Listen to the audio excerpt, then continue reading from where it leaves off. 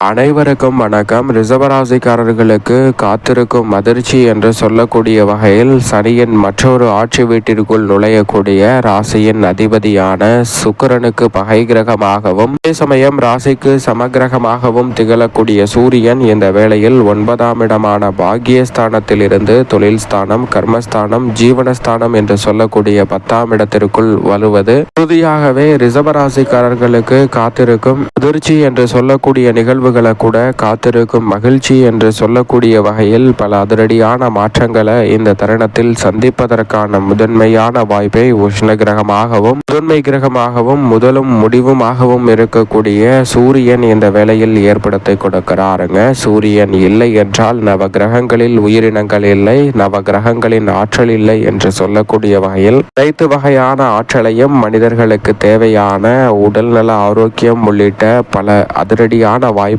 ஏற்படுத்தி கொடுப்பதோடு மட்டுமல்லாது உத்தியோகம், தொழில் போன்றவற்றில் பதவி உயர்வு, ஊதிய உயர்வு, எதிர்பார்த்தபடியே விரைவாகவும் துரிதமாகவும் பணிகளை செய்து முடித்தல் என எந்த ஒரு நிகழ்வாக இருந்தாலும் அதற்கு மிக முக்கியமாக நிச்சயமாக சூரியனினுடைய ஆற்றல் என்பது மிக முக்கியமாக தேவைப்படுகிறது. அப்படிப்பட்ட சூரியன் இந்த வேளையில் நீங்கள் எதிர்பார்ப்பதை விட பல அதிரடியான மாற்றங்களை நிச்சயமாக அள்ளி கொடுக்கக்கூடிய வலுவான அமைப்பிற்கு தொழில் ஸ்தானத்திற்குள் மாறுகிறார். பாக்கியஸ்தானம் என்பதும் நல்ல மாற்றத்தை பெற்றுத்தரும் அமைப்பாக பார்க்கப்படுகிறது. அங்கிருந்து தொழில் ஸ்தானம், ஜீவனஸ்தானம் என்று சொல்லக்கூடிய 10ஆம் இடத்திற்குள் நுழைவதால் உறுதியாகவே ரிஷபராசிக்காரர்களுக்கு தொழில், வியாபாரம், உத்தியோக ரீதியான பணிகளில் நீங்கள் எதிர்பார்க்கக்கூடிய சிறப்பான வாய்ப்புகள் தடையில்லாமல் உங்களை தேடி வரக்கூடிய முதன்மையான வாய்ப்பும் சந்தர்ப்பமும் இந்த தருணத்தில் நிச்சயமாக உண்டு. எவ்வளவு பெரிய நெருக்கடி, சிரமம், சிக்கல் என்று பல காரியங்கள் இருந்தாலும் உறுதியாகவே இவை அனைத்தையும் தவிடுபடியாக்கி முன்னேற்றம் நிறைந்த ஒரு வேலையாக மாற்றிக்கொள்ளக்கூடிய முதன்மையான சந்தர்ப்பம் இந்த வேளையில் நிச்சயமாக ரிஷபராசிக்காரர்களாகிய உங்களை தேடி வருகிறது. பொதுவாக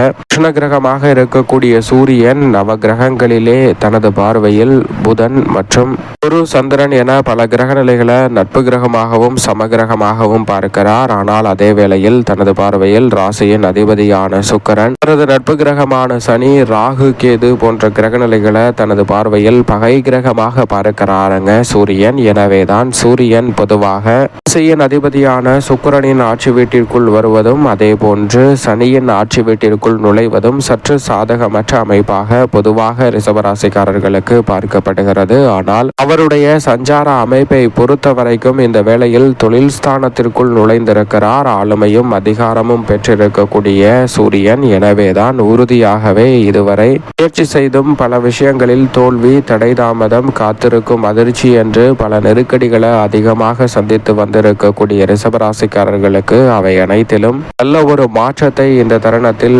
ஏற்படுத்தி கொடுக்கிறாருங்க. காத்திருக்கும் அதிர்ச்சி என்று சொல்லப்பட்ட நிகழ்வுகளை கூட உறுதியாகவே காத்திருக்கும் மகிழ்ச்சி என்று சொல்லக்கூடிய வகையில் மாற்றிக்கொள்ளக்கூடிய நல்ல வாய்ப்பும் சந்தர்ப்பமும் இந்த வேளையில் உறுதியாகவே ரிஷபராசிக்காரர்களாகிய உங்களை தேடி வரக்கூடிய முதன்மையான சந்தர்ப்பத்தை ஏற்படுத்தி கொடுக்கிறாருங்க. முதன்மை கிரகமாக இருக்கக்கூடிய சூரியன். எனவே இந்த வேளையில் நெருக்கடி, சிரமம், சிக்கல், பல வகையில் காத்திருக்கும் அதிர்ச்சி என்று இருக்கக்கூடிய நிகழ்வுகளை கூட காத்திருக்கும் மகிழ்ச்சியாக மாற்றி கொடுப்பதோடு மட்டுமல்லாது அது சப்தம பார்வையை சுகஸ்தானத்தின் மீது செலுத்துவதால் உடல்நல ஆரோக்கிய தொல்லைகள் உறுதியாகவே ரிஷபராசிக்காரர்களுக்கு கட்டுக்குள் வரும். இருந்தாலும் கூட உஷ்ண கிரகத்தின் பார்வை சுகஸ்தானத்தின் மீது பதிவதால் எந்த ஒரு பணியை திட்டமிட்டாலும் சற்று கூடுதல் கவனத்துடன் இருப்பது நல்லது. ஏனென்றால் தேவையற்ற அலைச்சல் அதிகரிப்பதற்கான சந்தர்ப்பம் அதிகமாக இருக்கிறது என்பதை சப்தம பார்வையை சுகஸ்தானத்தின் மீது பதிக்கக்கூடிய சூரியன் உறுதிப்படுத்துகிறார். ஆனால் அதே வேளையில் குடும்ப வருமானம் என்பது அதிகரிக்கும். உபரி வருமானத்தை உயர்த்தக்கூடிய வகையில் சிறப்பான வாய்ப்புகளும் சந்தர்ப்பங்களும் நிச்சயம் நிறைவாக இந்த வேளையில் ரிஷபராசிக்காரர்களாகிய உங்களை தேடி வருகிறது. எனவே சரியாக இந்த தருணத்தை பயன்படுத்தி கொண்டால் பல வகையில் நெருக்கடி என்று சொல்லக்கூடிய நிகழ்வுகளை கூட,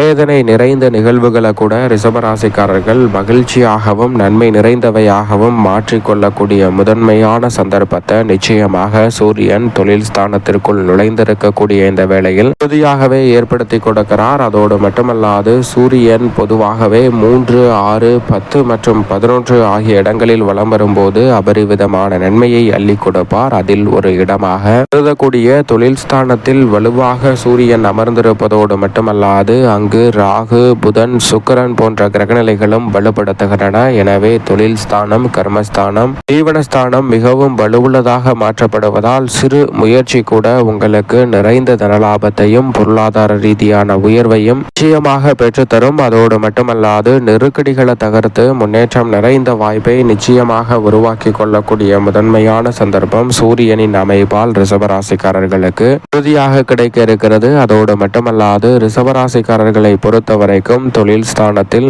ஆக்கிய பஞ்சாகமத்தின்படி சனியும் வலம் வருகிறாருங்க.